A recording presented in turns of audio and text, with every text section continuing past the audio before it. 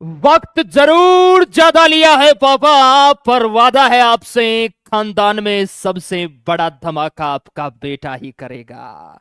कैसे हो मेरे देश के बागी फौजियों, आ जाओ फटाफट मैदाने जंग में मेरे भाई। आप और हम मेहनत करते हैं, जो इस युद्ध के अंत तक टिकेगा वो 2025 में अपने बदन पर वतन वाली वर्दी लगाएगा मेरे भाई। क्योंकि आप जिसकी तैयारी कर रहे हैं ना, ये बेरोजगारी का समंदर है मेरे भाई।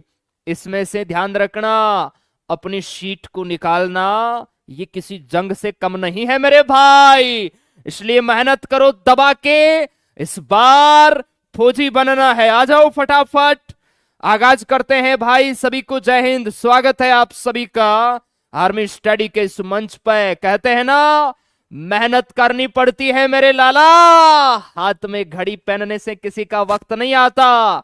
इसलिए समय के साथ चलो, वक्त वैसे भी बहुत कम है हमारे पास, क्योंकि अब तो आपकी भर्ती आने वाली है मेरे भाई। चलिए स्टार्ट करते हैं फटाफट, सारे बच्चे जुड़ेंगे। और आपके लिए एक विशेष सूचना है, कल 31 तारीख है मेरे भाई, और जो कल इस वीडियो को देखेंगे उनके लिए आज रात्रि 8 बजे मेरे भाई, 31 जनवरी रात 8 बजे आर्मी स्टडी यूट्यूब चैनल पे जरूर जुड़ना। आर्मी के ओल्ड ट्रेड की बुक्स का मेरे भाई हम बिल्कुल आगाज करेंगे, और आप सभी को ये बुक्स मिलना स्टार्ट हो जाएगी बहुत कम प्राइस में। क्योंकि हमें पूरा मसाला मेरे भाई भर्ती आने से पहले हमारे कब्जे में होना चाहिए, तभी मेरे भाई हम फतेह करेंगे इस जंग को।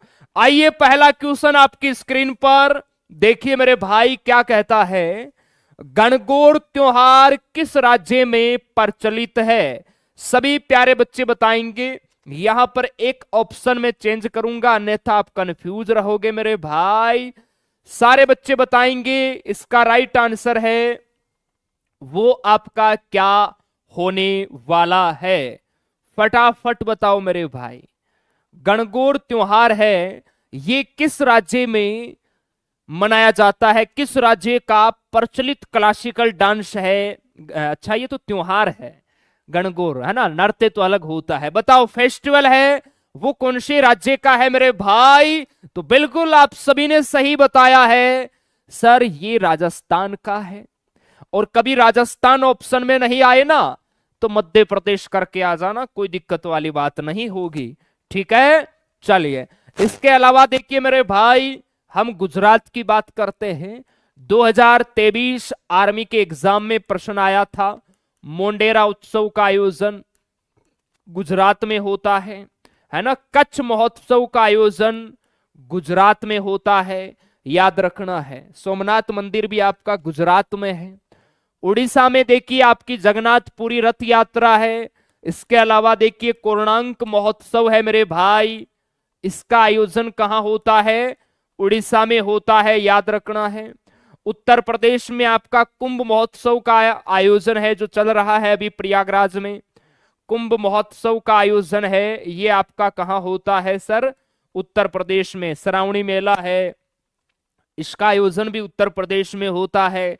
इसके अलावा यूपी में आपका कालिंजर महोत्सव है, कजली महोत्सव है, इसका आयोजन भी उत्तर प्रदेश में होता है, याद रखना है। हर एक राज्य का त्योहार, लोक नृत्य आपको याद करके जाना है, कर लेना मेरे भाई, यहां से प्रश्न आता है। नेक्स्ट है मेरे भाई पीएम, प्रधानमंत्री, WVY प्रधानमंत्री वय वंदना योजना का संबंध मेरे भाई किससे है? बताओ। मोदी जी की योजनाएं याद कर लेना मेरे लल्ला, यहां से प्रश्न आता है। बताओ मेरे भाई क्या होगा इसका आंसर? प्रधानमंत्री वय वंदना योजना का संबंध मेरे भाई किससे है? और इसी से एक है ना मिलती जुलती योजना और है मेरे भाई, उसमें बच्चे कंफ्यूज होते हैं। वो कौन सी योजना है? वो है मेरे भाई पीएम, प्रधानमंत्री MVY, इसे हिंदी में बोलते हैं प्रधानमंत्री मातृ वंदना योजना। दोनों मेरे भाई आंसर अलग अलग होगा। प्रधानमंत्री मातृ वंदना योजना, चलिए मेरे भाई, तो ये तो है ना, ये गर्भवती महिलाओं से संबंधित है मेरे भाई, जो सामाजिक और आर्थिक रूप से जो पिछड़ी महिलाएं हैं उनके लिए है, ध्यान रखना। और इसका जो अर्थ है मेरे भाई, ये जो योजना है इसका जो लाभ है वो किसे मिलता है? वरिष्ठ नागरिकों की पेंशन से रिलेटेड है। जो बुजुर्ग है ना मेरे भाई, 60 साल से ऊपर के जो लोग हैं मेरे भाई, उनकी पेंशन से रिलेटेड ये योजना है, याद रखना है। नेक्स्ट है, किस भारतीय राज्य में कुंभलगढ़ किला है मेरे भाई? कौन से राज्य में है कुंभलगढ़ किला? महाराणा कुंभा ने कुंभलगढ़ किले का निर्माण करवाया था मेरे भाई। बताओ कहां है? अगर किसी ने गलत बताया ना मेरे भाई तो ध्यान रखना। जानते हो ना आप? बिल्कुल जानते हैं सर। बताओ आंसर क्या होगा, फटाफट आंसर करेंगे। हाँ जी, कुंभलगढ़ किला कहां है मेरे लाला? सर राजस्थान में है, याद रखना है। प्रश्न आ गया, गोलकुंडा किला कहां है? आज ही पढ़ा है हमने मेरे भाई, गोलकुंडा किला, चार मीनार, ये तेलंगाना हैदराबाद में है, याद रखना। इसके अलावा उड़ीसा को हम कल पढ़ेंगे। यहां आपका कोणार्क का सूर्य मंदिर उड़ीसा के अंदर है मेरे भाई। गुजरात में मोंडेरा का सूर्य मंदिर है, सोमनाथ मंदिर है, याद रखना। नेक्स्ट है, बौद्ध धर्म के पवित्र ग्रंथ का नाम बताओ। बौद्ध धर्म के संस्थापक कौन है मेरे भाई? आप कहोगे सर बौद्ध धर्म के संस्थापक है गौतम बुद्ध। कौन है मेरे लाला? गौतम बुद्ध। याद रखना है आप सभी प्यारे बच्चों को, ठीक है। गौतम बुद्ध को एशिया का ज्योतिर्पुंज कहा जाता है। बौद्ध धर्म जैन धर्म दोनों पढ़ के जाना, यहां से प्रश्न बनते हैं अच्छे अच्छे। बौद्ध धर्म त्रिपिटक बुद्ध धम्म संघ, ये बौद्ध धर्म से है, ध्यान रखना। त्रिरत्न जैन धर्म से, त्रिपिटक बौद्ध धर्म से।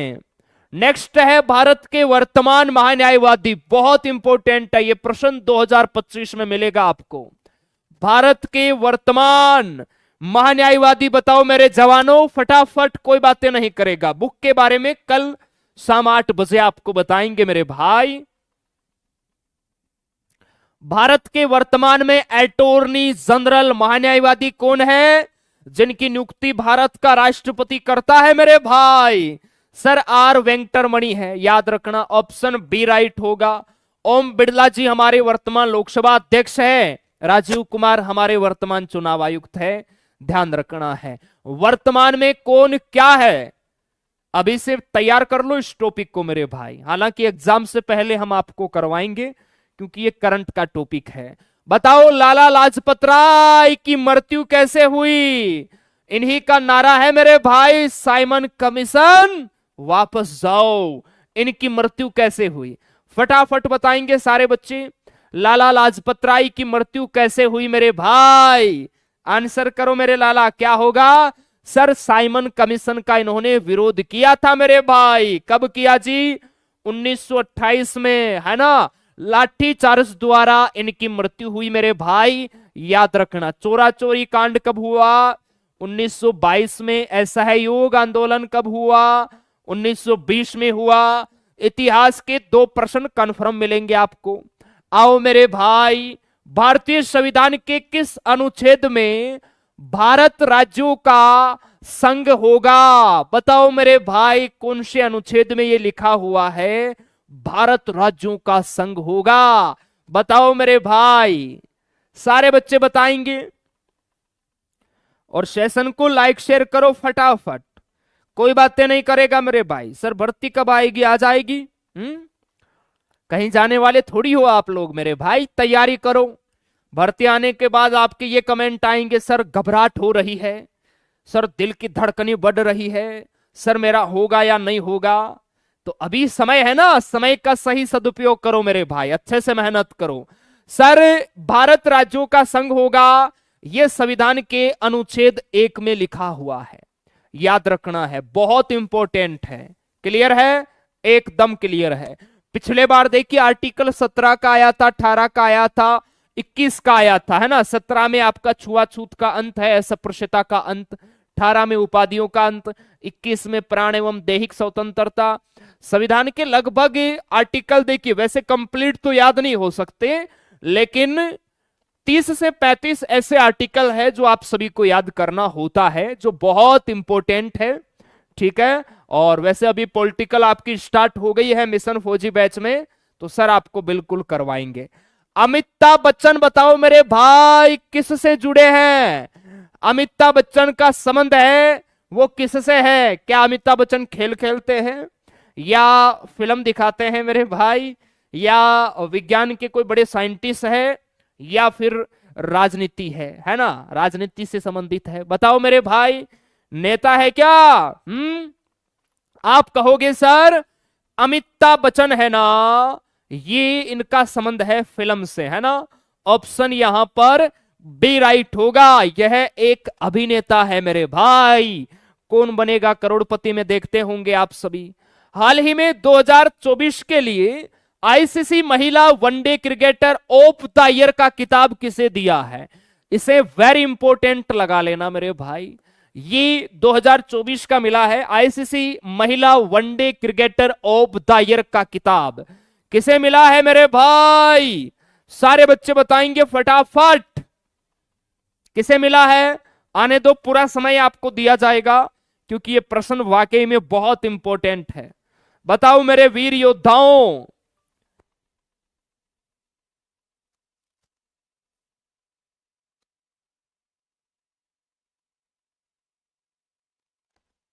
चलिए तो लाडले ध्यान रखना, 2024 की सर्वश्रेष्ठ महिला वनडे क्रिकेटर स्मृति मंदाना को दिया गया है, ऑप्शन बी राइट होगा। और भारतीय महिला क्रिकेट टीम की कप्तान है आपकी हरमनप्रीत कौर, याद रखना है। इन सभी का संबंध है ना क्रिकेट से है। जैसे 2024 या 23 वाले एग्जाम में आया था, मिताली राज का संबंध किससे है? क्रिकेट से है। तो खेल खिलाड़ी इनके नाम याद करना। बताइए कौन सा युद्धाभ्यास मेरे भाई भारत और फ्रांस के बीच हुआ है? इनमें से ऐसा कौन सा युद्धाभ्यास है जो भारत और फ्रांस के मध्य मेरे भाई होता है? बताओ सारे बच्चे, और सेशन को लाइक शेयर करो। अब तो भर्ती आने वाली है मेरे योद्धाओं, तैयार हो जाओ कूच करने के लिए। सर वरुण युद्धाभ्यास भारत और फ्रांस के मध्य हुआ, भारत और फ्रांस के मध्य मेरे भाई वरुण हुआ। सूर्य किरण है ना, ये भारत और नेपाल के मध्य हुआ, याद रखना है। ठीक है, तर्कस है ना, ये मेरे भाई भारत और अमेरिका के मध्य होता है। हरिमाऊ ये किसके मध्य होता है? भारत और मलेशिया के मध्य होने वाला सैन्य अभ्यास है। भारत और थाईलैंड के मध्य मैत्री होता है आपका। नेक्स्ट है गणतंत्र दिवस पर दिल्ली के राजपथ, अभी वर्तमान में नाम इसका कर्तव्य पथ कर दिया है, इस पर मेरे भाई झंडा कौन फहराता है? बताओ मेरे जवानों। गणतंत्र दिवस अभी भारत ने 76वां गणतंत्र दिवस सेलिब्रेट किया है, झंडा कहां फहराया जाता है? कर्तव्य पथ पर फहराया जाता है। बताओ मेरे भाई कौन फहराता है? कहते हैं ना, देश सलामी इस तिरंगे को जिससे तेरी शान है, सर हमेशा ऊंचा रखना इसका जब तक तेरे सीने में जान है। बताओ मेरे जवानों, सर भारत की राष्ट्रपति है ना, भारत के राष्ट्रपति अभी वर्तमान में द्रौपदी मुर्मू है। और लाडले हम 15 अगस्त पर स्वतंत्रता दिवस पर लाडले याद रखना, स्वतंत्रता दिवस पर ध्वजारोहण कौन करता है? आप कहोगे सर भारत का प्रधानमंत्री करता है। और गणतंत्र दिवस पर राष्ट्रपति। आप सभी को कमेंट करके बताना है 15 अगस्त स्वतंत्रता दिवस को मेरे भाई ध्वजारोहण दिल्ली में कौन से स्थान पर होता है? चलिए, दांडी यात्रा महात्मा गांधी जी ने कहां से शुरू की मेरे भाई? जबरदस्त क्वेश्चन है, सारे बच्चे बताएंगे मेरे भाई। फटाफट बताओ क्या होगा इसका आंसर। गांधी जी का प्रश्न है ना, एग्जाम के अंदर ना आए वो मेरे भाई एग्जाम ही नहीं है, ये मान के चलो, इनका प्रश्न तो आता ही आता है।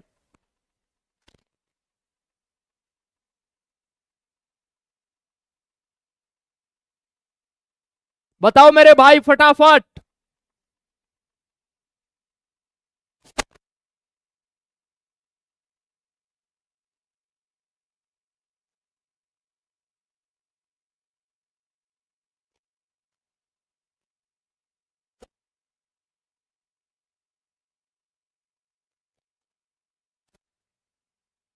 चलिए, हाँ जी, स्वतंत्रता दिवस पर है ना, लाल किले पर मेरे भाई ध्वजारोहण करते हैं हमारे मोदी जी, याद रखना है, प्रधानमंत्री।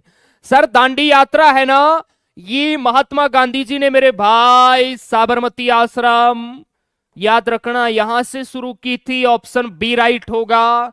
चंपारण सत्याग्रह 1917 में हुआ। चोरी चौरा कांड है ये 1922 में। खेड़ा का सत्याग्रह 1918 में हुआ। ये प्रश्न भी बहुत इंपॉर्टेंट है। तेलंगाना राज्य के वर्तमान मुख्यमंत्री बताओ। आज ही मैंने पढ़ाया है आपको तेलंगाना, कल हम उड़ीसा पढ़ेंगे मेरे लाला।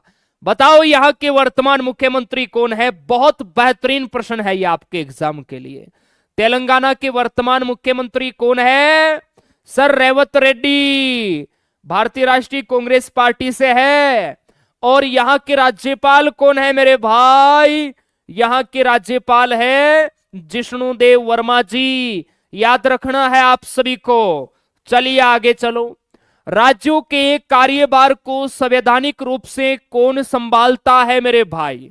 इसका आंसर बता दो फटाफट। राज्यों के कार्यभार को संवैधानिक रूप से मुख्यमंत्री संभालता है या राज्यपाल? बताओ मेरे जवानों।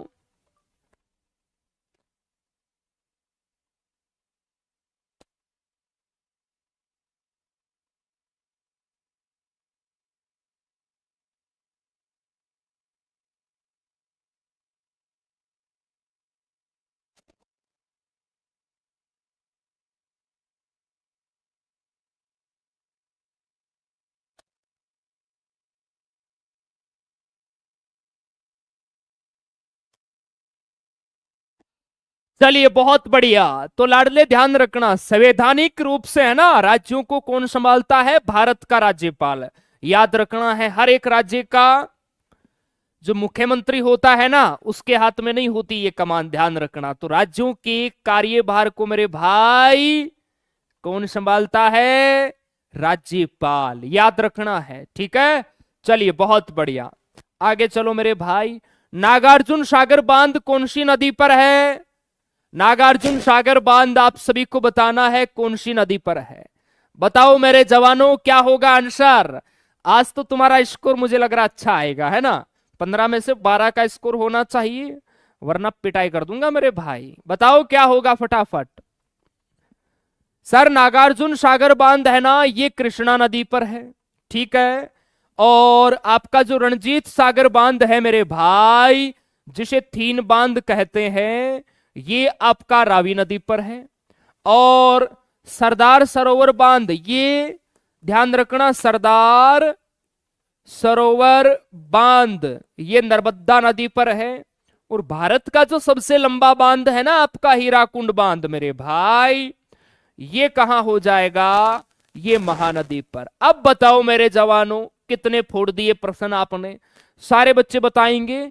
एक बार फिर मैं आपको अपडेट दे दूं मेरे भाई, क्योंकि दिन भर आपके यही कॉल मैसेज ज्यादा रहते हैं कि सर भर्ती आ गई, कोई ऐसा कंटेंट हमें दे दो ताकि हमारा अच्छे से जुगाड़ हो जाए और हम 2025 में फौजी बनने के सपने को साकार करें।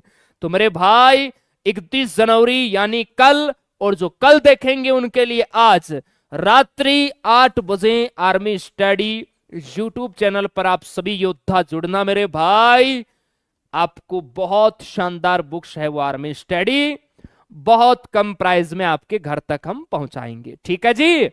चलिए ओके मेरे भाई, स्कोर है ना आज वाले पेपर में वाकई में अच्छा आया। देखिए भर्ती में आप ज्यादा दिन नहीं बचे हैं, फरवरी में आपके ऑनलाइन हो जाएंगे, समय बहुत कम है।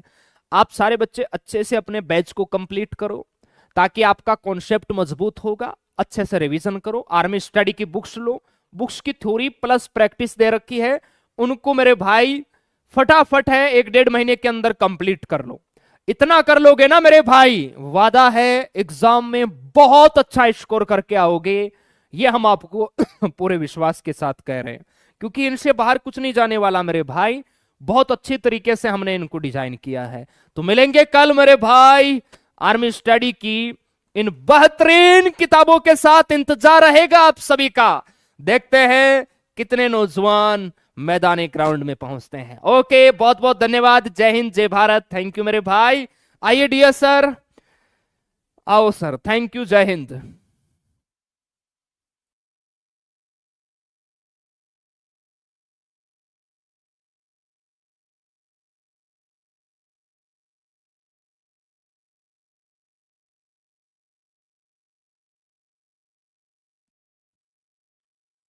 नमस्कार सभी दोस्तों का एक बार फिर से स्वागत आर्मी स्टडी के इस दमदार यूट्यूब प्लेटफॉर्म पर आप सभी का तहे दिल से स्वागत। उम्मीद आशा है सभी अच्छे होंगे, मस्त होंगे और जबरदस्त तैयारी कर रहे होंगे।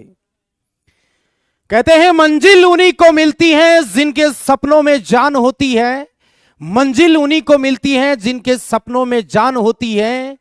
पंखों से कुछ नहीं होता, हौसलों से उड़ान होती है। पंखों से कुछ नहीं होता, हौसलों से उड़ान होती है। नमस्कार सभी दोस्तों का एक बार फिर से स्वागत।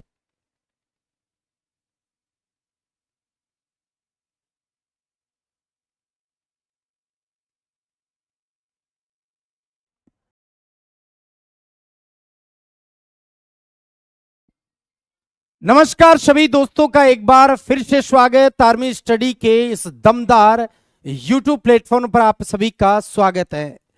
कहते हैं मंजिल उन्हीं को मिलती है जिनके सपनों में जान होती है।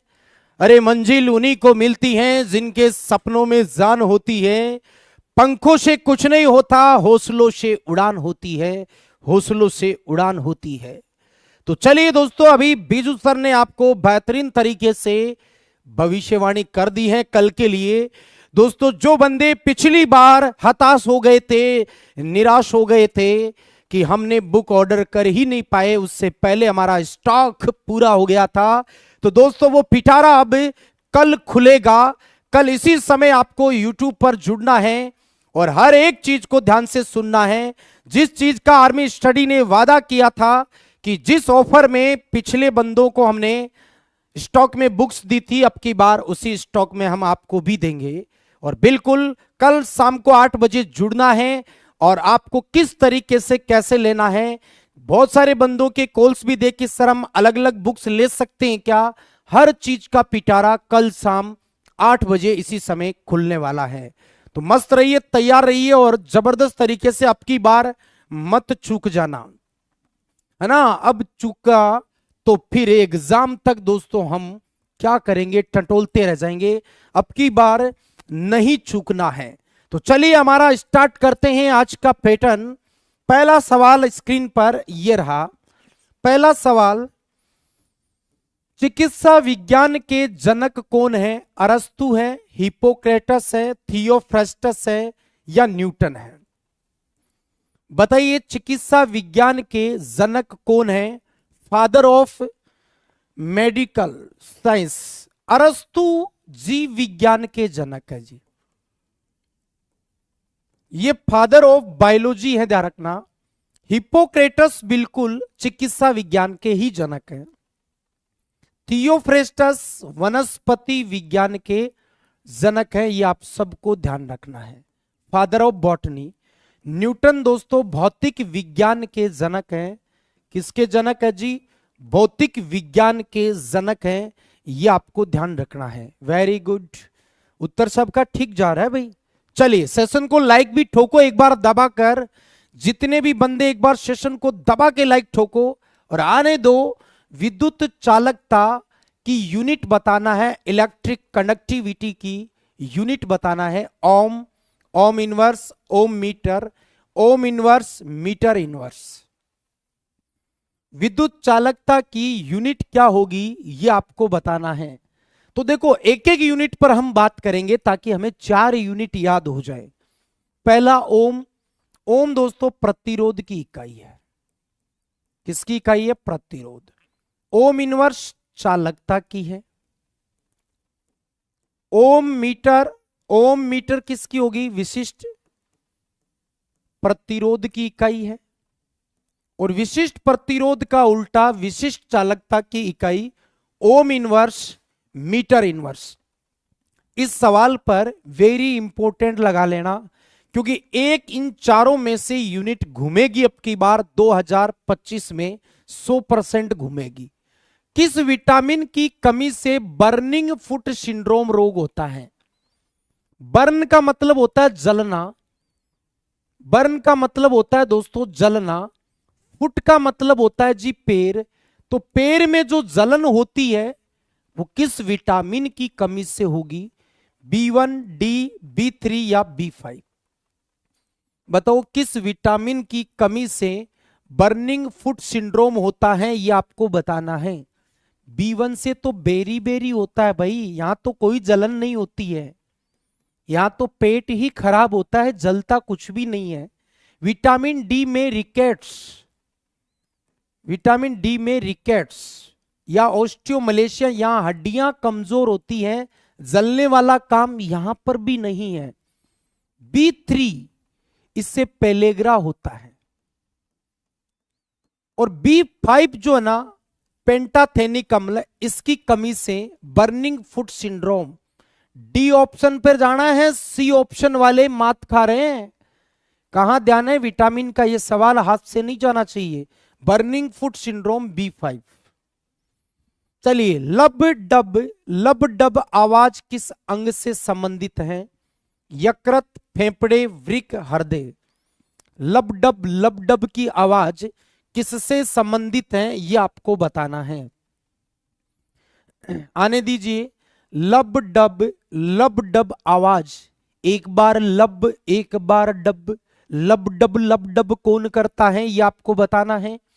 तो लब डब दोस्तों हृदय करता है, हमारा हृदय करता है।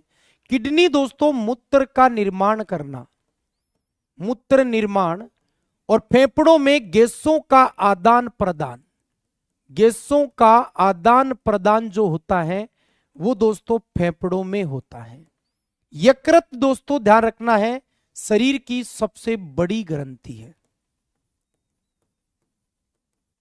सबसे बड़ी ग्रंथि कौन सी है? तो यकृत हो जाएगा। चलिए आगे बढ़ते हैं। निम्न में से गलत जोड़ा कौन सा है ये आपको बताना है। इधर दोस्तों टीका दे रखा है और इधर आपको बीमारियों के नाम दे रखे हैं। तो इस सवाल से हम बहुत सारे टीके और बहुत सारी बीमारियों का गठजोड़ बना सकते हैं। बताइए कौन सा जोड़ा गलत जोड़ा है ये आपको बताना है। आने दीजिए फटाफट से। ऐसा कौन सा जोड़ा है जो सही नहीं है? बताओ रे कौन सा सही नहीं है? BCG, bacillus Calmette Guerin. तपेदिक किसको बोलते हैं जी? टीबी को बोला जाता है। तो ये जोड़ा तो एकदम सही है। डी का होगा डिप्थीरिया, सही है। पी का परट्यूसिस काली खांसी, सही है। टी का टिटनस, सही है। ARV anti rabies vaccine, rabies का ही है। M4 मम्स, M4 मलेरिया नहीं है, M4 होता है मीजल्स। तो ये आगे ना गलती पकड़ में। R4 रुबेला सही है।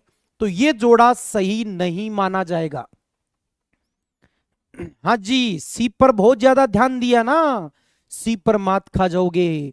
सी एंटी रेबीज वैक्सीन, रेबीज का ही टीका है, ARV बोलते हैं। ये चौथा गलत है जोड़ा, ध्यान रखना। किस रंग का प्रकीर्णन सबसे ज्यादा होता है? दोस्तों प्रकीर्णन क्या होता है? प्रकीर्णन होता है फैलना, फैलना या बिखरना। कौन सा रंग सबसे ज्यादा फैलता है या बिखरता है? बताइए किस रंग का प्रकीर्णन सबसे ज्यादा होगा। आने दीजिए। किस रंग का प्रकीर्णन सबसे ज्यादा होगा? कौन सा रंग सबसे ज्यादा फैलता है? तो सबसे ज्यादा बैंगनी फैलता है, सबसे कम लाल फैलता है। तभी तो देखा होगा लाल खतरे का निशान होता है। लाल दूर से दिखता है ना तो रिस्की है, लाल खतरा है। ये देख मेरा भाई एक दिल भेज रहा लाल लाल, ये भी लाल है, खतरा है। लाल रंग खतरे का निशान होता है, इससे बच के ही रहिएगा। दो समांतर दर्पण के बीच रखे वस्तु के प्रतिबिंब कितने बनेंगे?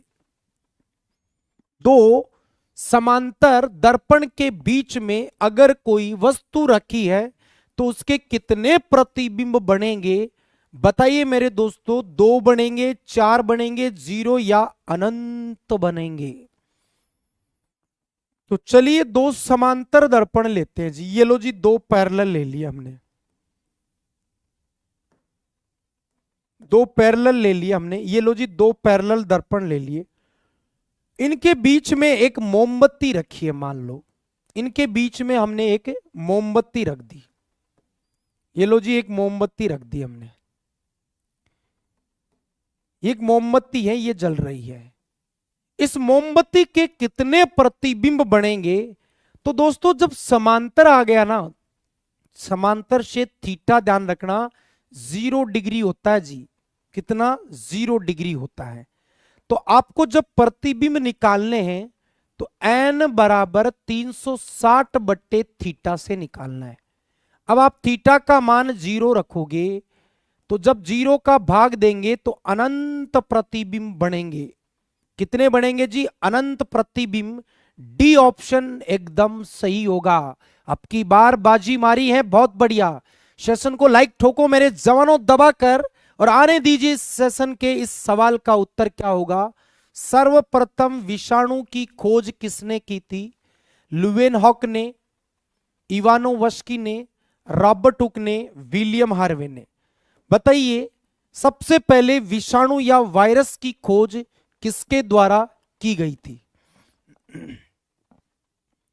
विलियम हार्वे ने रक्त समूह, रक्त परिसंचरण तंत्र की खोज की थी, ब्लड सर्कुलेशन की खोज की थी। रॉबर्ट हुक कोशिका विज्ञान, साइटोलॉजी के जनक भी हैं। इवानोवस्की ने बिल्कुल आप कह सकते हो वायरस या विषाणु की खोज की थी, और ल्यूवेनहॉक ने बैक्टीरिया की खोज की थी। ये लो जी, मैंने चारों के बता दिए हैं किसने किसको खोजा है। अब आपको सही खोज कर दिमाग में फिट करना है, क्योंकि एग्जाम में खोज आया तो हम उसका आविष्कार कर देंगे। चलिए, यांत्रिक ऊर्जा को विद्युत ऊर्जा में कौन बदलता है, ये आपको बताना है। विद्युत motor, dynamo, bulb, loud speaker. Mechanical energy को इलेक्ट्रिक एनर्जी में कौन बदलता है, यह आपको उत्तर देना है। तो चलो हम एक एक की बात करते हैं। लाउड स्पीकर विद्युत ऊर्जा को ध्वनि ऊर्जा में बदलता है। बल्ब किसको बदलता है? विद्युत ऊर्जा को प्रकाश उष्मा में बदलता है। तो ये तो नहीं बैठ रहा है। डायनेमो एकदम सही है, मैकेनिकल एनर्जी को इलेक्ट्रिक एनर्जी में। आप डायनेमो को और भी कई नाम से लिख सकते हैं। जनरेटर, आप इसको एक नाम दे सकते हो, विद्युत जनित्र भी कह सकते हो, विद्युत जनित्र भी कह सकते हो। और मोटर का काम उल्टा है, मोटर विद्युत को यांत्रिक ऊर्जा में बदलती है, यह ध्यान रखना है। चलिए आगे बढ़ते हैं। अगला है, आपातकालीन स्थिति में सक्रिय होने वाली ग्रंथि कौन सी है? आपातकालीन का मतलब है इमरजेंसी में, और एक काठी फाड़ी लग जाती है, इमरजेंसी आ जाती है, तब कौन सी ग्रंथि काम करती है, यह आपको बताना है। अपन कहते हैं ना, डाफी लग जाती है एकदम से, है ना। आग लगने पर कुआं खोदना जैसी अगर स्थिति आ जाए तो उस समय कौन सी ग्रंथि है जो एकदम एक्टिव होती है, सक्रिय होती है? तब दोस्तों एड्रिनल ग्रंथि एकदम सक्रिय होती है, ध्यान रखना। अग्नाशय शरीर की दूसरी सबसे बड़ी ग्रंथि है, सबसे बड़ी, सेकंड लार्जेस्ट ग्लैंड अग्नाशय, जिसको पैनक्रियाज भी कहा जाता है। चलिए, चंद्रमा के प्लायन वेग का मान कितना होगा? वैसे तो ये चारों ही मान एग्जाम की दृष्टिकोण से महत्वपूर्ण है। आप तो उत्तर ढूंढो, बाकी का मैं बताऊंगा। आप तो चंद्रमा के प्लायन वेग का मतलब बताओ, कितना मान होगा। प्लायन वेग का मतलब होता है पलायन कर जाना, मतलब उस सतह से वस्तु को उस स्पीड से फेंक दिया जाए, लौटकर वापस उस सतह पर नहीं आती है, अंतरिक्ष में चली जाती है, उसको पलायन वेग कहते हैं। ये दोस्तों पृथ्वी का पलायन वेग है, ये तो नहीं है। चंद्रमा का बिल्कुल 2.37, जिसको लगभग 2.4 मान लेते हैं। ये स्मॉल जी गुरुत्वीय त्वरण का मान है, और ये दोस्तों गुरुत्वाकर्षण कैपिटल जी का मान है। चलिए आगे बढ़ते हैं। निम्न में से कौन सा जोड़ा गलत है? एक बार फिर से जोड़े वाला सवाल आ गया। बताओ जी, कौन सा जोड़ा नहीं बैठा ढंग से? बताइए कौन सा जोड़ा ढंग से नहीं बैठा है? यहां पर कौन सा जोड़ा सही सुमेलित नहीं है? आने दीजिए फटाफट। कौन सा जोड़ा सही सुमेलित नहीं है? ऐसा कौन सा जोड़ा है जो पूरी तरीके से सुमेलित नहीं है? यह आपको बताना है। देखो एक एक पढ़ते हैं। रणनीतिक धातु, रण का मतलब होता है युद्ध। युद्ध में जो हथियार वगैरह बनाए जाते हैं, क्या वो टाइटेनियम है? जीवन रक्षक धातु क्या रेडियम है? आशा की धातु प्लेटिनम है? मुलायम धातु सोडियम है? कौन सा जोड़ा सही नहीं है ये बताइए। तो दोस्तों मुलायम धातु सोडियम सही है, जीवन रक्षक धातु रेडियम सही है, रणनीतिक धातु टाइटेनियम सही है, आशा की धातु यूरेनियम है। दोस्तों यूरेनियम है, प्लेटिनम नहीं है। प्लेटिनम सबसे कठोर धातु है, प्लेटिनम सबसे महंगी धातु है। अगर ये होता तो मामला फिट बैठता, लेकिन ये नहीं है, तो सी वाला ऑप्शन सही नहीं माना जाएगा। चलिए, घी और मक्खन में कौन सा अम्ल पाया जाता है यह आपको बताना है। घी और मक्खन में कौन सा एसिड होता है? अब इसमें भी देख लो, लैक्टिक अम्ल है, ब्यूटायरिक अम्ल है, फास्फोरिक अम्ल है, बोरिक अम्ल है। बताइए, देखिए घी और मक्खन में कौन सा अम्ल पाया जाता है? तो दोस्तों बोरिक अम्ल जो होता है ना, ये शराब में होता है। कल बताया ना, शराब में अगर नशा होता तो नाचती बोतल। अगर शराब में नशा होता तो नाचती बोतल। शराब में दोस्तों बोरिक एसिड होता है, ये आपको ध्यान रखना है। फास्फोरिक अम्ल कोल्ड ड्रिंक के स्वाद का खट्टा होना, कोल्ड ड्रिंक्स के स्वाद का खट्टा होना, कोल्ड ड्रिंक के स्वाद का खट्टा होना, ये दोस्तों फास्फोरिक एसिड। ब्यूटायरिक में बट्टर आ रहा ना, यही सही है। लैक्टिक एसिड तो दही में पाया जाता है, ये आपको ध्यान रखना है। आ जाओ जी, संगमरमर का रंग पीला किसके कारण होता है? और दोस्तों आपको पता होगा कि जो संगमरमर होता है उसी से ताजमहल बना हुआ है। तो ताजमहल का पीला पड़ना या संगमरमर का पीला पड़ना, उसके लिए जिम्मेदार दो गैसें हैं। कौन सी दो गैसें हैं? क्या NO2CH4 है? नहीं जी। Cl2NO2, देखो ये भी नहीं है, ये तो हंसाने वाली लाफिंग गैस है। ये ग्रीन हाउस प्रभाव के लिए, ये भी नहीं है। तो फर्स्ट ऑप्शन सल्फर डाइऑक्साइड और नाइट्रोजन डाइऑक्साइड होगा। और इन दोनों में भी अगर एक चूज करना हो तो फिर SO2 सही माना जाएगा। चलिए, आज का अपना अंतिम और लास्ट क्वेश्चन, ये सदाबहार क्वेश्चन है जिसकी कोई ऑफ सीजन नहीं है, हर सीजन में आता है। शुष्क बर्फ क्या है? द्रव N2, द्रव H2, ठोस CO2 या फिर उपरोक्त सभी। इसका कोई सीजन नहीं है, हर सीजन में यह आता है, इसलिए आपको बताना है दोस्तों।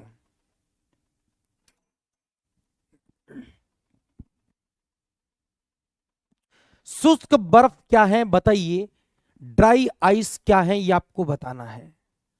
शुष्क बर्फ दोस्तों होती है ठोस CO2, शुष्क बर्फ होती है ठोस CO2। द्रव H2 दोस्तों जो रॉकेट होता है उसके ऊपर, उसके अंदर ईंधन के रूप में यूज होता है। वीर्य को सुरक्षित रखने में द्रव N2 का यूज किया जाता है। तो यहां उत्तर सी सही होगा। अब आपको बताना है कि 15 में से आपका क्या स्कोर हुआ है। आगे का सेशन कंटिन्यू रहेगा, लेकिन आप सबको बीजू सर ने बता दिया और मैंने भी बता दिया, कल शाम को, कल इसी समय इस क्लास में आपको जुड़ना है।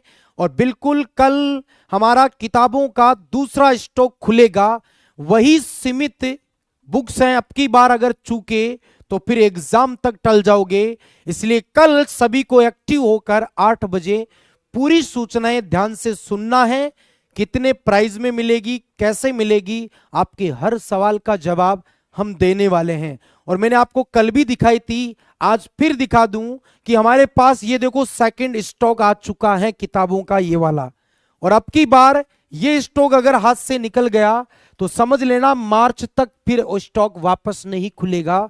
इसलिए कल शाम को ध्यान से जुड़ना है और अच्छे से सुनना है। आइए सर, आगे आपका पूरा सेशन होने वाला है।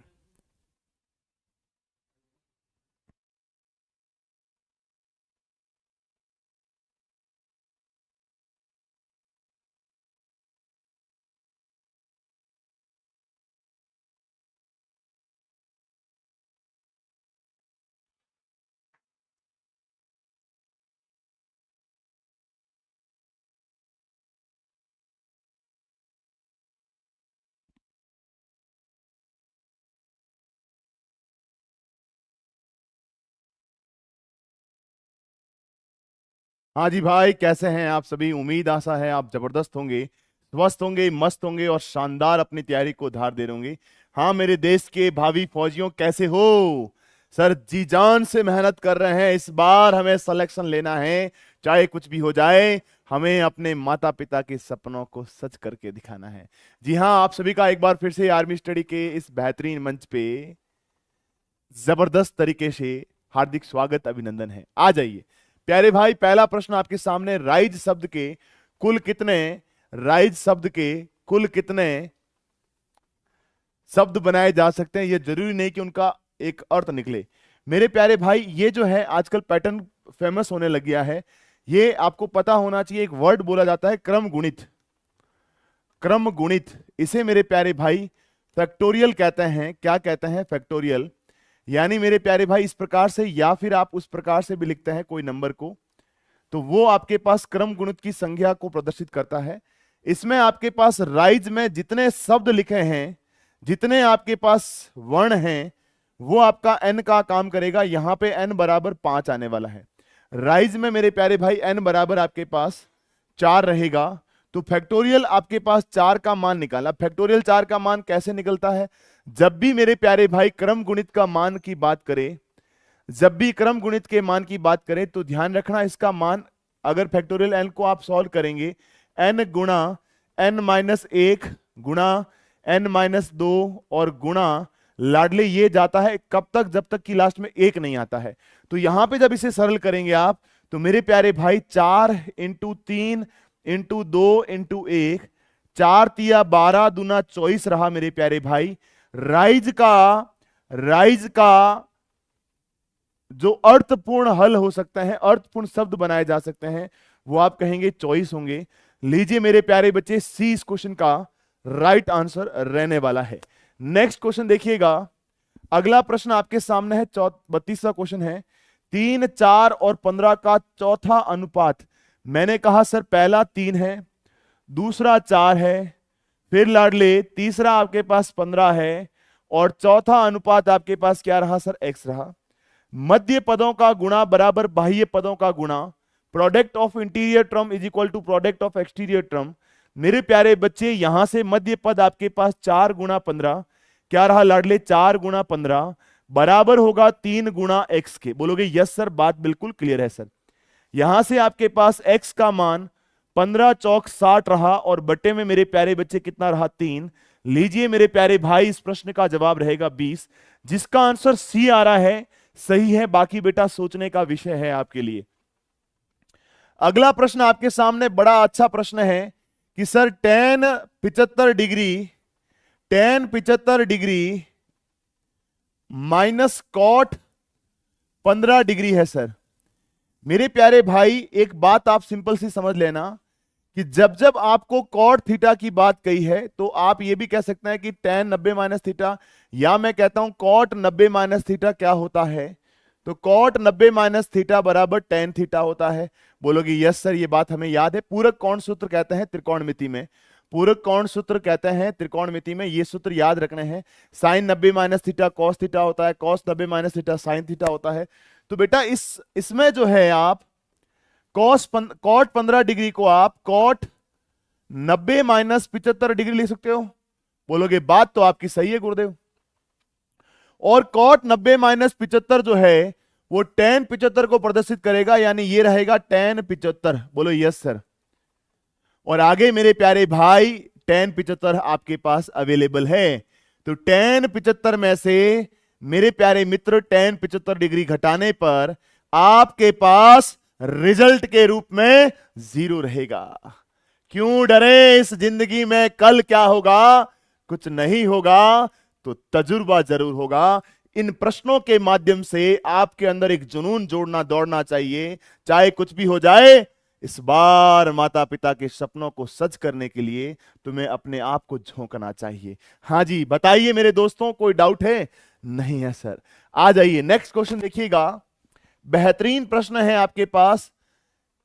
265 की घात 2253 है सर। एक बात आप बिल्कुल कंफर्म दिमाग में फिट कर लीजिए, और वो ये है मेरे लाडले, वो ये है मेरे प्यारे बच्चे, कि जब कोई भी नंबर का अंतिम अंक, किसी भी नंबर का अंतिम अंक जो है दोस्त, अंतिम अंक जो है लाडले, वो 0, 1, 5 या 6 आ जाए, उसकी घात कुछ भी हो सर, घात कुछ भी हो लाडले, कोई भी पावर लिखी हो, घात कुछ भी हो, जो रिजल्ट रहेगा लाडले उसमें कोई फर्क नहीं पड़ेगा। रिजल्ट में कोई फर्क नहीं पड़ता है, कोई फर्क नहीं पड़ता है, कोई फर्क नहीं पड़ेगा मेरे लाला। इस प्रश्न का सही जवाब क्या रहेगा? 5 ही रहेगा। लास्ट में 5 आ गया, 1 आ गया, 6 आ गया, तो उसकी घात कुछ भी लिखी है, हमारा जवाब 5 ही रहेगा। क्या रहेगा? 5 रहेगा। लीजिए मेरे प्यारे भाई, इस प्रश्न का जवाब डी फॉर डॉग रहा। अगला क्वेश्चन देखिए, प्रथम विषम अभाज्य संख्याओं का मान क्या है? मेरे प्यारे भाई, अभाज्य संख्या जिसमें खुद का भाग जाता है, 1 का जाता है और कोई संख्या का भाग नहीं जाता है।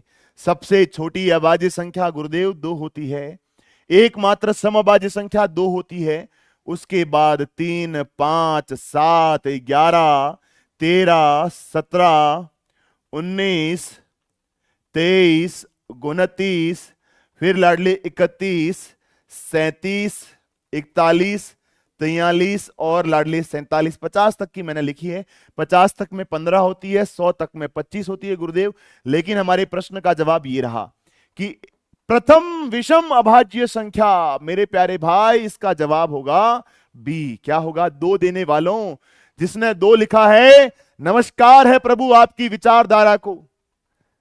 3 आएगा आंसर। क्या आएगा सर? 3 आएगा, है ना मेरे प्यारे भाई।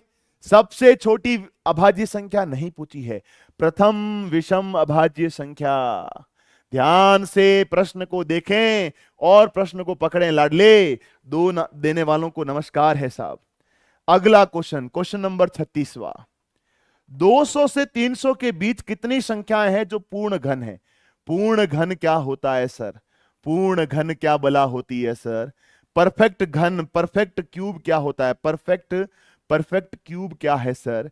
मेरे प्यारे भाई, जैसे मैंने लिखा 2 का क्यूब कितना होता है? 8। तो बेटा जो 8 है ना, 8 जो है ना वो परफेक्ट क्यूब नंबर है, परफेक्ट क्यूब नंबर है। मैं बोलूं 3 का क्यूब कितना होता है सर? 27 होता है। मैं बोलूं 4 का क्यूब कितना होता है सर? 64 होता है। मैं बोलूं 5 का क्यूब कितना होता है सर? 125 होता है। मैं बोलूं 6 का क्यूब कितना होता है सर? 216 होता है। मैं बोलूं 7 का क्यूब कितना होता है? 343 होता है। मेरे प्यारे भाई, मैंने कहा 200 और 300 के बीच कौन सा परफेक्ट क्यूब नंबर आता है? तो सर 216 आता है। मात्र एक संख्या है जो 200 और 300 के मध्य आती है और पूर्ण घन भी है, 216। राइट जवाब जो है वो 1 रहेगा। क्या रहेगा? 1, है ना मेरे प्यारे भाई? Yes sir. बोलो कर लोगे ना? कर लोगे ना मेरे दोस्तों? Yes sir.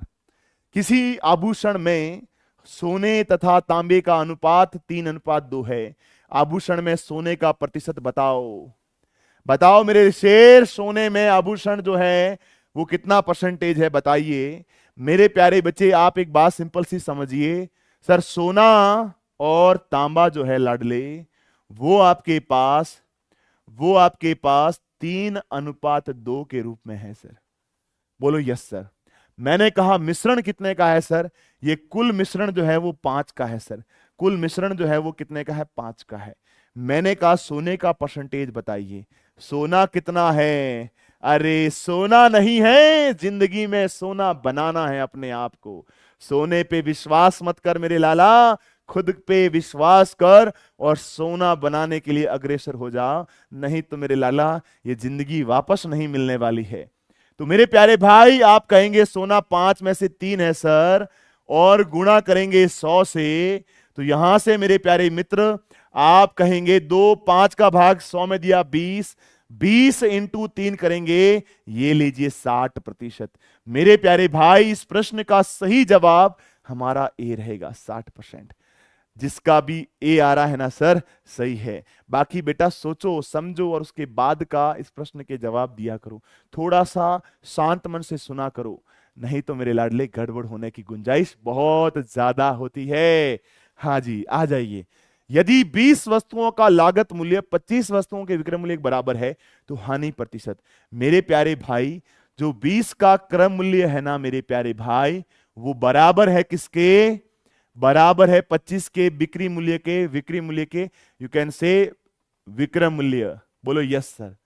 अब मेरे प्यारे बच्चे, क्रम मूल्य बटा विक्रय मूल्य क्या रहेगा सर? क्रम मूल्य बटा विक्रय मूल्य आपके पास गुरुवर, क्रम मूल्य बटा विक्रय मूल्य आपके पास 25 बटा क्या रहा? 20 रहा। मुझे बताओ, कोई चीज तुमने 25 में खरीदी है मेरे दोस्त और 20 में बेची है, तो यहां से यहां तक आपको हानि हुई है सर, और हानि कितने की हुई है सर? 5 की। आपको हानि कितने की हुई है? 5 की। मेरे प्यारे भाई, हानि परसेंट का जिक्र करना है। 5 का हानि हुआ, आपका क्रम मूल्य 25 है, गुणा करेंगे 100 से। गुणा किससे करेंगे सर? 100 से। बोलो यस सर। यहां से मेरे प्यारे भाई आप कहेंगे सर 5 एकम 5, 5 25 होता है सर, 5 का भाग 100 में दिया सर 20%। बोलो यस सर। कोई दिक्कत नहीं है, कोई दुविधा नहीं है, ऐसे प्रश्न आएंगे तो फोड़ डालेंगे सर, 20% है ना। हाँ जी सर, आ जाइए नेक्स्ट क्वेश्चन देखिएगा, आ जाइए। 2000 रुपए की धनराशि पर 10% वार्षिक चक्रवृद्धि ब्याज की दर से 2 साल का ब्याज क्या है? मेरे प्यारे बच्चे, एक सिंपल सी बात समझना, दर आपके पास कितनी है? आपके पास दर जो है लाडले वो 10% है। दर जो है मेरे प्यारे भाई वो कितनी है? 10%। दर कितनी है मेरे प्यारे लाल? 10% है। कितनी है दोस्तों? 10% है। ठीक है, बात समझ में आई? बोलो यस सर। अब ये 2 साल के लिए अगर बात हो रही है, समय आपका 2 साल का है, तो भैया जो आपका सीआई होगा चक्रवृद्धि ब्याज, उसमें बस कुछ मत करो, 10 प्लस 10 इंटू 10 बटा 100।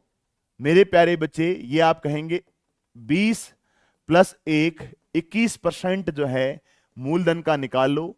मूलधन का 21% जो है लाडले निकाल लीजिए, वो आपके पास चक्रवृद्धि ब्याज मिल जाएगा। मूलधन का 21%, ठीक है ना? बोलो यस सर। बोलो यस सर। कर लेंगे सर, कोई दिक्कत नहीं है। आपके पास मूलधन 2000 है सर, 2000 का 21%। मेरे प्यारे भाई, बटे में 100 रहा, ये 2 जीरो कट गया, 20 गुणा मेरे लाडले 21 करना है। गुणा करोगे 420 रहेगा दोस्त। क्या रहेगा? 420। अब आपको लगता है नहीं सर, मुझे एक और तरीके से इस क्वेश्चन को सॉल्व करके बताओ, तो मेरे प्यारे भाई वो भी मैं सिखा देता हूं, ध्यान से समझना। जो आपके पास दर 10% है ना, और आपका मूलधन आपके पास कितना है सर? 2000, तो 2000 का 10% सर 200, यहां पर भी लिखा 200, यहां पर भी लिखा। फिर ब्याज पर ब्याज, 200 का 10% कितना होता है सर? 200 का 10% सर 20 होता है। लीजिए 200 200 400, और लाडले ये 20 जोड़ दीजिए, 420 ये भी बन गया। चाहे कैसे भी करो, गणित कभी भी झूठ नहीं बोलती। A subject which never say wrong, which never say fall things, that is mathematics. जो कभी गलत नहीं बोलता वो गणित है, चमकता है चाहे कुछ भी हो जाए। मैथमेटिक्स कभी गलत नहीं बोलता। इसके 2 उत्तर कभी नहीं आते, एक ही उत्तर आता है। हाँ जी, आ जाइए नेक्स्ट क्वेश्चन मेरे प्यारे भाई। 2 संख्याएं 7:5 के अनुपात में है लाडले। मेरे प्यारे भाई, ए और बी आपके पास 7 अनुपात क्या है 5 है सर। प्रश्न में कहा इनका योगफल 840 है। मेरे प्यारे बच्चे यहां पे आपने कहा कि ए प्लस बी बराबर 840, बोलो यस सर, कोई दिक्कत नहीं है। तो आपने कहा सर ये मान लीजिए 7x है, ये 5x है, मानने की जरूरत ही नहीं है। आप बोलो 7 और 5 किसके बराबर 12 के। 12 बराबर क्या है 840, एक बराबर 12 7 84, एक बराबर 70 रहा मेरे दोस्त। एक का मान किसके बराबर रहा सर 70 के। अगर एक का मान 70 है, मैंने कहा बड़ी संख्या बताओ। मेरे प्यारे भाई बड़ी संख्या जो है, बड़ी संख्या जो है दोस्त, बड़ी संख्या जो है वो 7 है लाडले। एक का मान 70 है, 7 इंटू 70 करेंगे, 7 7 49, 490 रही। मेरे प्यारे भाई इस प्रश्न का सही जवाब हमारा विकल्प बी रहने वाला है। बी हमारा क्या रहेगा, राइट आंसर रहेगा। बोलो यस सर कर लेंगे। अगला प्रश्न, संख्या आपके पास क्या है 5। 5 के प्रथम 7 गुणज का औसत बताइए। ध्यान रखिएगा कभी भी संख्या के प्रथम n गुणज का औसत पूछे आपसे मेरे लाडले, प्रथम n गुणज या पहाड़ा, ध्यान से इस ट्रिक को लिख लेना मेरे लाला, फिर मत कहना किसी ने बताई नहीं थी। प्रथम n गुणज या पहाड़ा का औसत पूछे तो ध्यान रखना, क्या ध्यान रखना, ये सूत्र याद रखना मेरे लाल। सूत्र क्या है, संख्या गुणा n+1 और बटा 2। बोलो यस सर, इसे हम कभी नहीं भूलेंगे चाहे कुछ भी हो जाए। हमारे पास संख्या कितनी है सर 2 है, 5 है। संख्या मेरे लाडले 5 है, n मेरे प्यारे भाई 7 है। तो यहां से आप कहेंगे सर, आप कहेंगे संख्या कितनी है 5 है, n+1 यानी 7 + 1 और बटा 2। बोलो यस सर, 7 + 1 बटा 2। बोलो यस सर, कोई दिक्कत नहीं है। यहां पर 5 × 8 बटा 2 मेरे लाल 40 बटा 2 बराबर क्या रहा 20। बताइए मेरे प्यारे भाई इस प्रश्न का सही जवाब क्या रहेगा, विकल्प बी रहने वाला है। बताओ भाई, कोई दिक्कत है जीवन में किसी के, तो कहीं पर संशय है तो बताओ। बताओ मेरे लाडले, कभी ठंड में ठिठुर के देख लेना, कभी कड़कती धूप में तप के देख लेना, कैसे होती है मुल्क की हिफाजत, कभी सरहद पे चल के देख लेना। वाह मेरे शेर, वाह क्या बात है। आजा भाई, नेक्स्ट क्वेश्चन आपके सामने। एक बस 2730 किलोमीटर की दूरी 35 किलोमीटर प्रति घंटे की चाल से तय करती है। समय हमें ज्ञात करना है सर। ध्यान रखिएगा, समय बराबर दूरी बटा चाल होता है सर। दुनिया की कोई ताकत हमें इसमें सफलता हासिल करने से नहीं रोक सकती है। दूरी बटा चाल लगाओ और प्रश्न को उड़ा दो, है ना मेरे प्यारे भाई। आप कहोगे कि सर यहां से दूरी जो है वो 2730 किलोमीटर की है। कितने की है सर, 2730 किलोमीटर की है। अब मेरे प्यारे भाई चाल कितनी है सर, 35 किलोमीटर प्रति घंटा है। बोलो यस सर। चाहे कुछ भी हो जाए, प्रश्न को सरल करना है। तो मेरे प्यारे बच्चे सबसे पहला काम 5 के पाड़े से काटो। 5 25,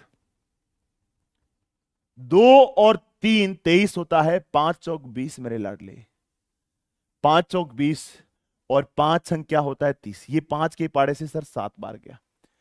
तो मेरे लाडले यहां से 7 का भाग दीजिए इसमें, तो देखिए 7 7 49 होता है। पीछे कितना रहा देखिएगा, पीछे मेरे प्यारे भाई यहां पे 5 और 6 रहा, 56, 7 8 56 होता है सर, 78 आएगा सर, 78। हाँ जी बताइए दोस्तों, किसी के गलत आंसर आ रहा तो नहीं है ना, गलत मत करना भाई। दूरी बराबर आपके पास 2730 किलोमीटर है, चाल बराबर 35 किलोमीटर प्रति घंटा है। मेरे प्यारे बच्चे आप कहेंगे 5 के पाड़े से, 5 के पाड़े से ये 7 बार गया, 5 के पाड़े से 546 और 7 का भाग 546 में देंगे 78 आंसर आने वाला है। बोलो यस सर, कोई दिक्कत नहीं है। अगला प्रश्न, समबाहु त्रिभुज का क्षेत्रफल 25√3 वर्ग सेंटीमीटर है। √3/4 गुणा a², ये किसके बराबर है, 25√3 के बराबर है। बोलो ये बात तो सही है सर, समबाहु त्रिभुज का क्षेत्रफल यही होता है। रख हौसला वो मंजर भी आएगा, प्यासे के पास चलकर समंदर भी आएगा। अरे क्यों थक कर बैठा है मंजिल के मुसाफिर, मंजिल भी मिलेगी और मिलने का मजा भी आएगा। जोश और जुनून जो है बरकरार रहना चाहिए, चाहे कुछ भी हो जाए। वार ऐसा हो कि दुनिया भी पूछे ये किसका वार था, AK-47 वाले का था। अरे लालले AK-47 वाले का था, होना चाहिए सभी को एहसास। मेरे प्यारे भाई, रूट 3 से रूट 3 को बोला टाटा बाय बाय, फिर मिलेंगे हंसते हंसते। अब यहां से ए स्क्वायर क्या रहा जनाब, ए स्क्वायर बराबर 25 चौक क्या रहता है, 100 रहता है। 100 किसका स्क्वायर होता है सर, 10 का। स्क्वायर से स्क्वायर मेरे लिए, मेरे साथ बोलना, सुन साहिबा सुन, प्यार की धुन, मैंने तुझे चुन लिया, तू भी मुझे चुन चुन चुन। ए बराबर क्या रहा, 10 रहा। कहानी अभी खत्म नहीं हुई है दोस्तों, प्रश्न अभी तो शुरू हुआ है। इसकी भुजा सेंटीमीटर में क्या है, लीजिए मेरे प्यारे भाई, ए 10 रही है ना। आ जाइए अगला प्रश्न आपके सामने। क्वेश्चन कहता है किसी वर्ग का क्षेत्रफल 144 वर्ग मीटर है। मेरे प्यारे भाई, वर्ग का क्षेत्रफल ए स्क्वायर होता है जो कि बराबर है 144 के। सर 144 किसका स्क्वायर है, सर 12 का स्क्वायर है। अब ये नहीं पता है तो भैया है रामा, इसका क्या होगा। आप कहोगे सर स्क्वायर से स्क्वायर को बोला टाटा बाय बाय, ए बराबर बना 12। प्रश्न खत्म नहीं हुआ, भुजा पूछिए, 12 आ गई है सर। आ जाइए, साइन 60 का मान, बेटा देखो आते नहीं है त्रिकोणमिति के सवाल, जब आते हैं तो एक साथ दो दो भी आ जाते हैं। साइन 60 का मान √3/2, नहीं याद है तो सोचना पड़ेगा, और याद है तो भैया कुछ भी सोचने की आवश्यकता नहीं है, याद करके जाना साइन और टेन की सारणी। बोलो यस सर, क्योंकि इस बार 2025 में तुमसे कई लोग आस लगाए बैठे हैं। सबसे पहले तुम्हारे माता पिता और प्यारे भाई, हम जो गुरुवर हैं आप लोगों के, हम भी आस लगाए हैं कि मेरा लाला फौजी बनेगा और आर्मी स्टडी का नाम ऊपर करेगा। बताओ लाडले, √3/2 किसके गलत आ रहा है, अरे किसी के गलत तो नहीं आ रहा है ना, नहीं आ रहा है सर। 118, 129, 141, फिर मेरे प्यारे भाई 154, 168 और क्वेश्चन मार्क है। बताओ इसका जवाब क्या रहेगा। ये रीजनिंग का एक बेहतरीन प्रश्न आपके सामने फेंका जा रहा है, बताइए सर। सर आपकी क्लास का टाइम क्या है मेरे प्यारे बच्चे, यही टाइम जो आप देख रहे हैं यही समय मेरी क्लास का समय है। 8:30 की अराउंड क्लास होती है कभी कभी, है ना। तो ध्यान से सुनिएगा लाडले, 118 से 129 में आपने कहा सर 11 जोड़ा, 129 से 141 में सर आपने 12 जोड़ा, फिर 141 से 154 में सर आपने कहा 13 जोड़ा। मेरे लाडले आगे आपने 14 जोड़ा, आगे आप 15 जोड़िए, 168 में 15 जोड़ो मेरे प्यारे भाई, 8 5 13 का 3 हासिल का 1, ये लीजिए 8, 183। चाहे दुनिया इधर की उधर हो जाए, इस प्रश्न को गलत करोगे पाप लगेगा। क्या पाप लगेगा, गलत मत करना। आ जाओ नेक्स्ट क्वेश्चन देखिए। ऐसा जब भी सवाल दिखे तो सबसे पहले कुल गिनो, कुल कितने हैं सर, ये कुल जो है ना, खाली जगह और वर्ण कितने हैं सर, खाली और वर्ण कितने हैं सर, आप गिनेंगे सर 1 2 3 4 5 6 7 8 9 10 11 12 13 14 15 16। जब भी आपके पास 16 आ रहे हैं कुल, तो ध्यान रखना मेरे लाल, 4 4 4 4 के 4 जोड़े बनाओ, 4 4 4 के 4 जोड़े बनाओ। तो पहला जोड़ा ध्यान से देखना मेरे दोस्त, 1 2 3 और 4, फिर दूसरा जोड़ा 1 2 3 और ये 4, है ना मेरे प्यारे भाई, है ना मेरे प्यारे भाई। फिर देखिएगा दूसरा, तीसरा जोड़ा, और ये लाडले आपके पास अगेन मेरे प्यारे भाई चौथा जोड़ा आया। देखिए ACDD, देखो ए और सी लिखने पर, सी को देख के लिखा, ACDD, ये भी एक प्रकार की श्रृंखला है जिसे छोटी वर्णमाला पर आधारित श्रृंखला कहा जाता है। तो मेरे लाल यहां पे आप कहेंगे इसमें खाली जगह पे क्या आया, सर डी आया, सर सी आया, सर सी आया, सर डी आया, सर डी आया, DCC DD। इस क्वेश्चन का क्या रहेगा, सही जवाब रहेगा हमारा राइट आंसर ए रहने वाला है। आ जाओ अगला सवाल। सर 127 से 11, फिर मेरे लाल आपने कहा क्वेश्चन मार्क गुरुदेव और आगे 16 लिखा है, और उसके आगे भी कहानी एक अलग लिखी हुई 367 और 19 लिखा है। सर मेरे प्यारे भाई आप यहां से इस बात को देखिए, 11 का स्क्वायर कितना होता है सर? 121 होता है, और उसमें अगर आप 6 जोड़ दें 127 बन जाता है। क्या बन जाता है? 127। इसी प्रकार मेरे दोस्त यहां से 16 का स्क्वायर 256 होता है, और उसमें 6 जोड़ दें, 256 में 6 जोड़ेंगे 262 बनेगा। सर क्या बनेगा दोस्तों? 262 बनेगा। लीजिए मेरे प्यारे भाई, सी आंसर रहा। और यहां पे मेरे प्यारे भाई 19 का स्क्वायर 361 रहा, और उसमें आपने 6 जोड़ दिया, 367 बन गया। बिल्कुल सही है। तो ये जो है कब पॉसिबल होगा कि सर 16 का स्क्वायर प्लस 6? बोलो यस सर कर लेंगे, कोई दिक्कत नहीं है। क्यों रुक जाते हैं? 4 दिन की मेहनत के बाद समय लगता है बीज को फसल बनने में। क्या बात है आर्मी शायर। मेरे भाई तेरा नाम तो नहीं ले पा रहा, कमेंट इतनी स्पीड से, लेकिन तूने दिल जीत लिया बेटा। हाँ जी बेटा बताओ, ऐप में आप ही पढ़ाओ। आ जाओ भाई, नेक्स्ट क्वेश्चन देखिएगा।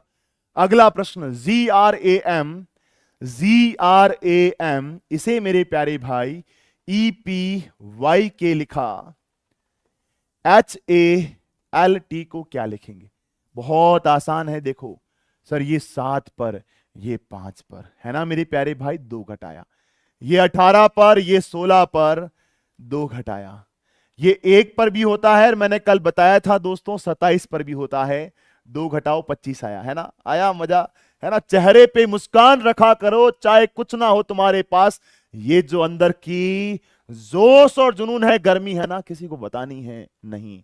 ध्यान रखना, नौकरी लग जाओ उसके बाद बताना कि मेरे अंदर क्या बीत रही थी, मेरे अंदर क्या है मेरे लाडले, क्या बीत रही थी। नौकरी लगने के बाद बताना है कि मैं कितना जो है पश्चाताप कर रहा था अपने आप में, है ना दोस्त? 13 में आपने 2 घटाया, आपके पास 11 रहा। 8 में देखिए 2 घटाएंगे तो भाई क्या रहा? 6 में मेरे लाडले क्या रहता है? एफ। सर 27 में फिर आपने 2 घटाया तो आपने कहा 25 रहा, 25 पे y रहता है FY। सर 12 में 2 घटाया सर 10 रहा, 10 पे मेरे लाडले क्या रहता है? J, FYJ। उसके बाद 20 में 2 घटाया सर, आपके पास 18 और लाडले R रहा, तो FYJR। इसका आंसर बी रहने वाला है। क्या रहेगा सर? बी रहेगा। नेक्स्ट क्वेश्चन, जिस प्रकार फैसला का संबंध है सुनाना, फैसला सुनाया जाता है अदालत में, नियम का अनुपालन किया जाता है हमेशा हर जगह। जब फौज में जाओगे ना तो नियम बनाए जाते हैं सिर्फ और सिर्फ किसके लिए? अनुपालन करने के लिए। क्या मेरे लाडले? अनुपालन करने के लिए। तो नियम किसके लिए होते हैं? अनुपालन के लिए। आज की क्लास का अंतिम प्रश्न कैसा लगा मेरे दोस्तों? सभी प्रश्न कैसे लगे आपको बताना मेरे प्यारे भाई। मैं एक चीज कंफर्म कर देता हूं, सारे question up to date question हैं, और बेहतरीन तरीके से तुम्हारी तैयारी को शानदार करने के लिए आर्मी स्टडी की योद्धा टीम लगातार प्रयासरत है। और आप सभी को जैसे पता है, कल हमारा जो है बुक को लेकर एक लाइव सेशन होने वाला है। जुड़ना ना भूलिएगा, रात 8 बजे। लोग कहते हैं, लोगों का काम है कहना, करके दिखाने का जब आए मौका तो आर्मी स्टडी के लाल सबसे पहले दिखाई देना। आज के लिए इतना ही मेरे दोस्तों, आप सभी ने मुझे देखा। मैं हूं BS सर, मिलेंगे बहुत जल्द, तब तक के लिए जय हिंद, जय Bharat, love you all, take care, bye bye.